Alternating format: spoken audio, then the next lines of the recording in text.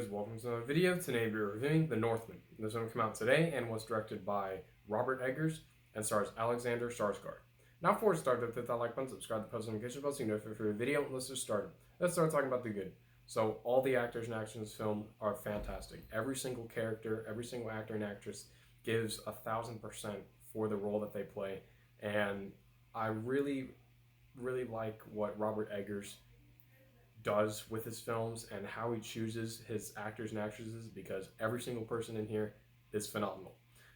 The opening sequence was great. I really like the opening sequence. It's a voiceover sequence, and King Arvandal, who's played by Ethan Hawke, he returns home, and that is the opening sequence that we see in the trailer. And I really enjoyed that sequence alone, because I think just the opening, the cinematography, once you see the snow and you see him on the horse and it goes with that wide shot, just the sequence alone in terms of cinematography was phenomenal. And of course, cinematography includes shots of camera angles and lighting, fantastic. I really liked how Robert Eggers films the action sequences in this film. He uses a lot of wide shots, and there are beautiful wide shots in this film. Fantastic use of landscape shots. There were multiple sequences in this film where, sort of like The Witch, he opens up and you can see the entire landscape, because I think Robert Eggers is, of course, one of the best directors working in, I would say, elevated horror, that type of horror right now. This is completely different from anything that he's ever done. The Lighthouse and The Witch are nothing like this film. This is a very different film while still having that elevated feel to it.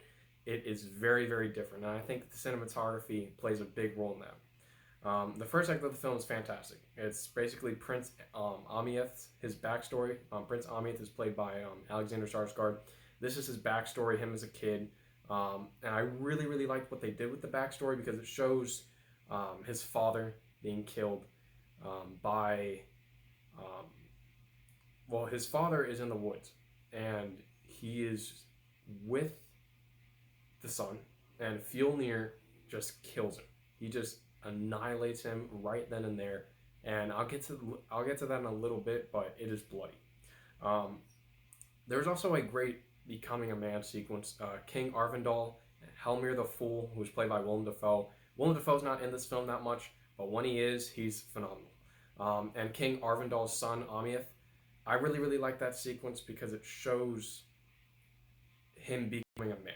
King Arvandal is basically showing his son how to become a man and become a king.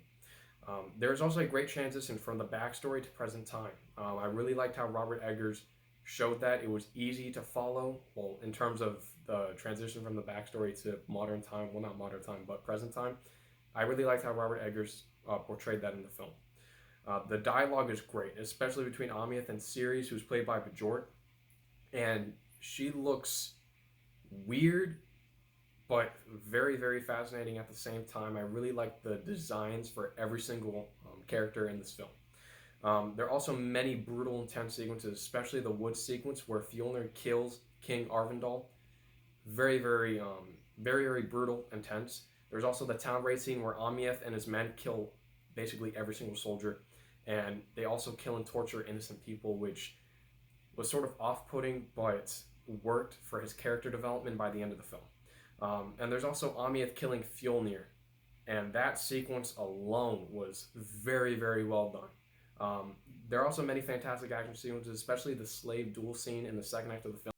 There's a duel where Alexander Skarsgård is fighting another slave, and it is very fun.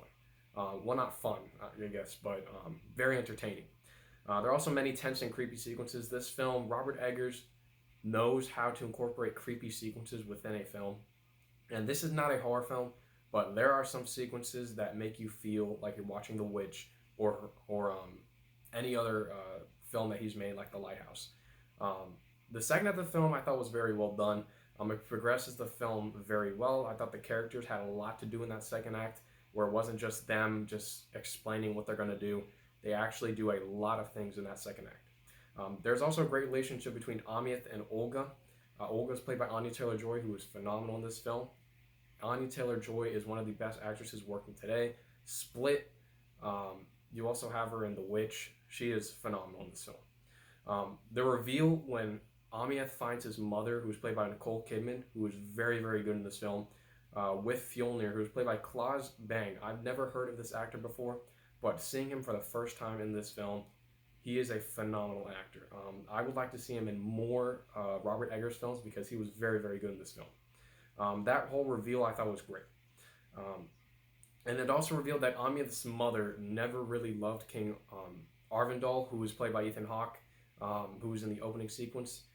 She never really loved his father, which I thought was sort of emotional for his character because there is a lot of emotion in this film, especially with Alexander Skarsgård's character. The third act of the film I thought was phenomenal. This is easily the best third act of any Robert Eggers film that I've seen. Amieth versus Fjolnir, the volcano fight is fantastic. I really, really liked it on a cinematography level.